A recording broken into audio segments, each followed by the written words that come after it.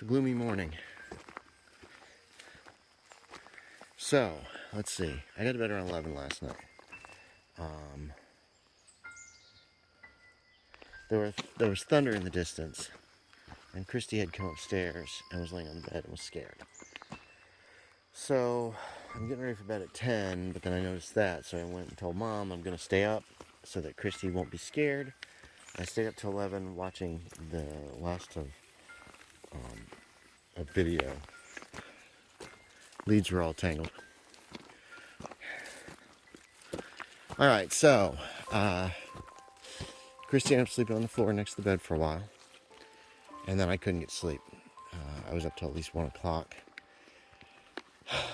and I think around 1 when I got up, she had gone. The thunder had stopped. I think she went back downstairs. So I've got a bed, dog bed down next to my bed that she was sleeping on, with a blanket on, and I put another blanket on her, or with her. We got up at 7. Dreams. Okay, this might take a while, but I'll be as brief as possible. So, far back as I can remember with my dream, I was with Ross Payton and Caleb Stokes. I think other RPPR people. Aaron might have been there too. I can't remember his last name. Come on, girls. Come on. Come on, Bella. Bella, come on. Come on. Come on, baby. No, this way. Come on, let's go. And I don't know what we were doing, designing a game or something, but it consisted of a lot of, we have to test a bunch of stuff out to see if it's going to work, if it would work in the game. And the first thing I remember is us being put in a garbage truck with a bunch of popcorn.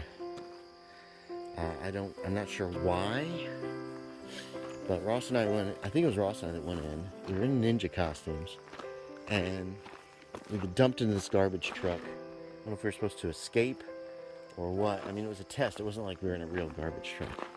But then it cuts to a house. Now, we'd been at the house earlier in the dream, actually, and we were supposed to burgle it, and I had told Ross, well, we'll do the garbage truck thing first real quick, and then we'll burgle the house that we're supposed to burgle.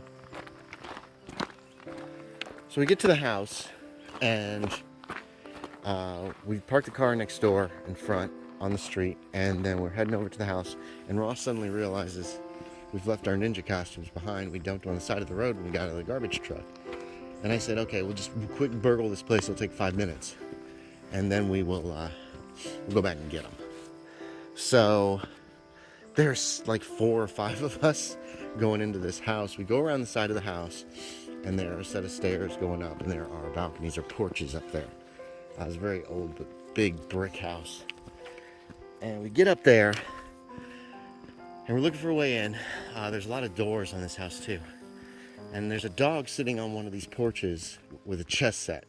It was like a boxer. And I was like, okay, that's weird.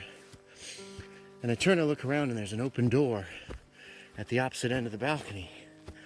But on said open door, through the open door, I can see back of a couch, a TV that's on, and a person sitting on the couch like they've got their fists up in the air.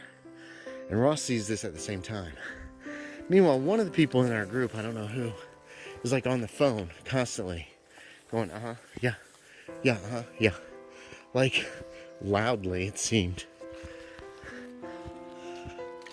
So Ross and I just turn and we walk back down these steps we just came up at a very quick pace. I'm following him. I think the rest are following behind us because we've all realized somebody's in this house, and this is supposed to be a burglary, we weren't supposed to have to deal with anybody. Because if you're a good burglar, you go in the house when nobody's home, you take what you want, and you get out. At least that's how it feels like a burglar should be. Anyway, so we walk back very quickly back to the front of this house. I can still hear this guy on the phone behind me. Yeah, or whatever. And I'm like, why is he on the phone? And we turned right at the corner of the house. We walked back to the car. But then Ross walks right past the car and crosses the street. And I'm like, oh, that's smart. Because they hear the car start, they're going to try to look out here and see the license plate. And he goes around the corner of a big brick building. like a downtown type building. Whew. And I followed. And that's where the dream ended. It was very realistic. Felt real, which is unusual for dreams. For me, usually, whew. I mean, aside from the fact that we were doing it and that there was a dog sitting at a chessboard, it was all very, whoop, it all seemed very real. Oh crap, we've seen a squirrel. Okay, so very briefly, it is 6 a.m. this morning. No, it's 66 degrees, which is, I think 18.8 is what I figured out this morning. There's a deer in the woods over there, making her way away from us. Can't really see her. You see her, don't you? And you saw her. The dogs heard her. Afternoon walk. It is 81 degrees, which I believe is 20... I think I'm off. 27.2? So it's 5.4 times 5 is 25, 27.2. Yeah, I think that's right. We're walking. Mom walked with us on the first part of the walk. She says that it gets harder every day. And I would have thought it would get easier. I didn't do much today.